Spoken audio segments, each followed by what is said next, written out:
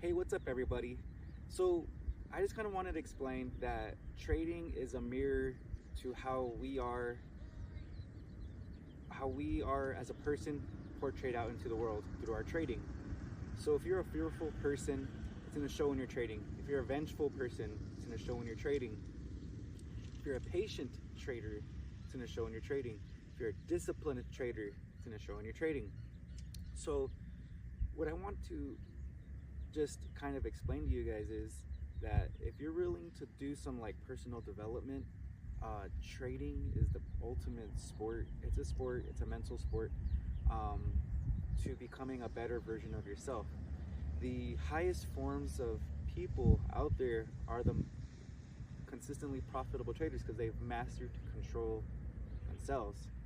So if you're looking to just become a better person, trading is going to give you that visual, that data firsthand back to you, um, that you need, where you need to improve as a person. You need some courage to take that trade. It's going to show you. Hey, what's up, YouTube? This is Martin Day Trades, and I want to give you a trade recap for January 24th, Friday, for Dow Jones. I didn't do one yesterday, so I will do one at the end of this video and do a two-day trade recap. So for today, I got stopped out break even. I got in for the 9:30 move. I saw that coming up into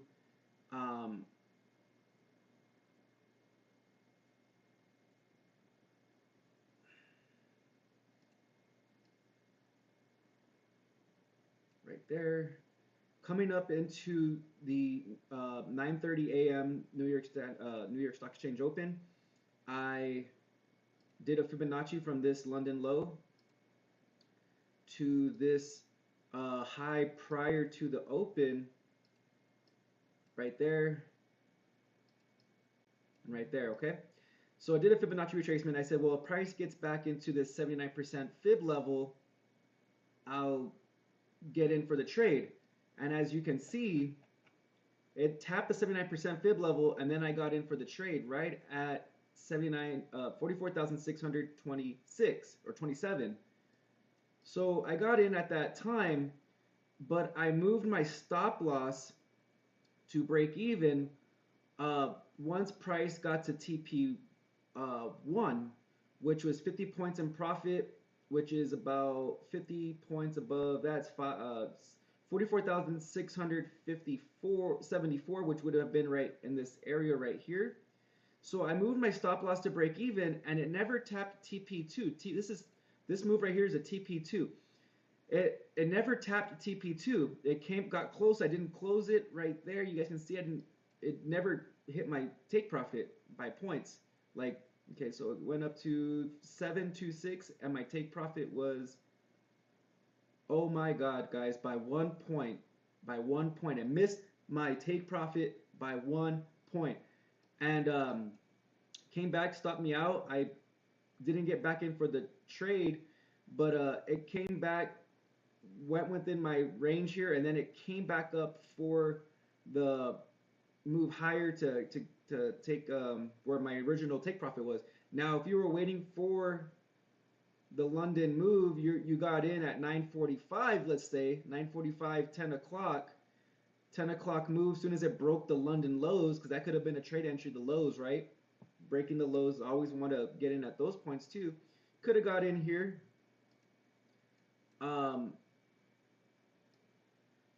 Even a tight 25-point stop would have been good, but let's say 40 or 50, and you went up to this original take profit. That's a 2.4. Let's say you wanted to do the 2.5.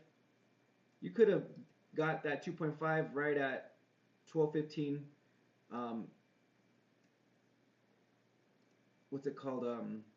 12:15 New York time, and there's this London Asian session low right here.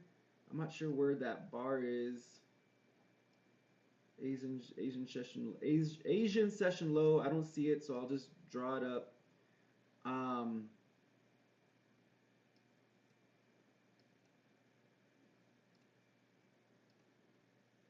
that was a target, guys, for the take profits all day. Um, okay, so these were the take profits. You could have taken out right at those. I would have probably held that one trade in the first entry. It would have had to been TP2, but it came back. It just price came back. It's not a bad trade. I didn't lose anything today. Some people made money, but I just didn't do a good trade today. So with that being said, I'm gonna erase this one. Show here that it wasn't a bad trade idea. I'm gonna journal right now, guys. Trade was valid, just it took a lot longer. Could have just scaled out anyways at that point. Copy image. I need to start doing something when price gets so close to TP2 like that. Maybe trail my stop loss to about right here, like 25 points into profit, 20 points into profit. So if it comes back down, I'm securing something. I'm not break even. I'm securing a little bit of something to offset my losing days when I do have losing days. For those days that come back to break even, at least it's a something. So if I'm risking 250 and I have it 25 points in profit, I'm making $125 still on a break even day. So if I have a day throughout the week, instead of being zero, a day that I lose 250, at least that 125 can offset that 250. So I'm not losing as much for a day that should have been break even on a losing day. So I'm gonna go here, paste, and just kind of type what I just told you guys. My entry was valid at the 79% fib level. TP was valid, but price came back to take early buyers out and to sweep London lows for the move higher, for the move higher. That's it. Not a bad trade. I lost nothing on this day today, so I'm not upset. Just I wish I could have at least had secured something. If it would have just tapped it, I would have made $500. Save. So what I want to do is go back to Thursday. View this note. It says here, I got in for the NAS 100 NQ long, 9:38 a.m. New York time. Entry was the Asian session low, 79% fib level from a London expansion and a 1 hour fair value gap. I hesitated to get in and got in a little higher in price and I wanted, plus slippage from when I clicked the mouse to where my order was filled. So here was my entry, guys. Actually, I could just go back to, because I didn't trade it. We'll just do this here, guys. Okay, so you can see where my entry was. Price came up, tapped TP1, and I moved my stop loss to break even. Okay, my stop loss. Okay, so my entry was at 900, so at 21,950, which was right here in this area. I moved my stop loss to break even, but this candle right here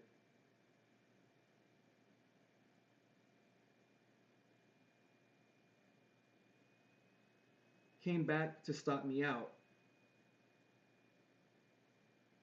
50 points. Actually, it was this, but I don't know why. No, I survived this. It came all the way up here, came down, tapped me out right in this range, right where this candle is, because I had moved my stop loss to like a point or two in profit, and it actually came back right to my entry, right there. So my stop loss was right here. So it definitely, if I would have just kept my stop loss at where it was, or at least under these lows, I would have got my TP 2. I was going for 2.5. No, I was going for this right here, 79% fib. This was my original take profit. I did a fib to see where the take profit could be at. And then I did it to this low right here.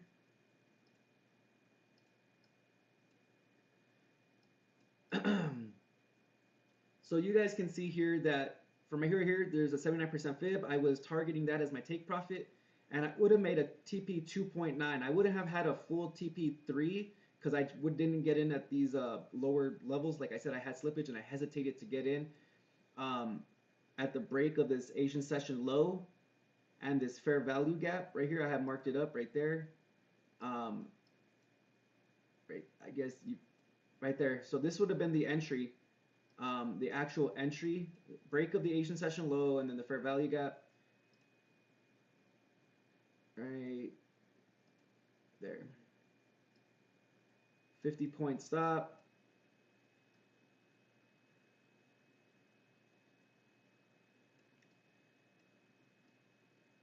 Target 79% fib. That would have been a 3.5% move today, guys. And then I lost money because I wanted to go short. I was like, okay, well, it's coming back down at this level. It broke these lows. Okay, I'm gonna get rid of these guys because it was about to break this low right here. So I got in for a short right here. And this is me revenge trading and not really sticking to a plan. I was like, okay, well, if it's gonna go short, it's gonna go a little bit lower to like this 50% level. You know, I was doing a 1 to 2. And then it came up and stopped me out. So I lost money. So I should have just walked away because it wasn't according to my trade plan. My trade plan at the New York Open was to say, hey, this is what I'm thinking is going to happen. And these people stayed in for this move, got out right here, or they stayed for this whole move. That wasn't me. And I'm kind of embarrassed and I'm sad to say to myself, my future self, you know, my past self, this is just a day, but I'm thinking about it, I'm like, every decision counts in this game. The hard part is keeping and preserving capital from the winning trades. It's easy to make money. It's easy to have a winning trade, 1 to 2. The hard part is trading 1, 2, 3, 4, 5 times in a day, losing, you know, 250 each trade. Now you're down TP5, TP6. Now you got to catch up all those moves when you just could have had that one trade. Could have just had that one trade. So that's my journaling, guys. I journaled it. You guys can see a little later on. I wrote the trade played out, but it came back to my entry. Everything I explained, and then it went up to that 79% fib level. I missed a TP 2.8 move. I'm sick to my stomach. But with that being said, that's a learning lesson, guys. I hope you guys are learning a little bit from the value I'm putting out there from documenting my trades. I'd like to say, please like, comment, subscribe, and I'll keep posting these videos for you guys. So it just lets me know, like, hey, what I'm doing is actually helping others get into the markets or to actually refine their trading, to actually see these moves and then to make money, be a higher individual where you're able to make money when you want to make money. Right there. Okay, so I'm gonna let you guys go. Like, comment, subscribe, and have a great day and a great weekend. I'll give some more value, but I'm not taking any trades. The market's closed this weekend, so I'll make a quick clips to upload Saturday and Sunday, or just Sunday or Saturday, and give you guys some advice when it comes to trading.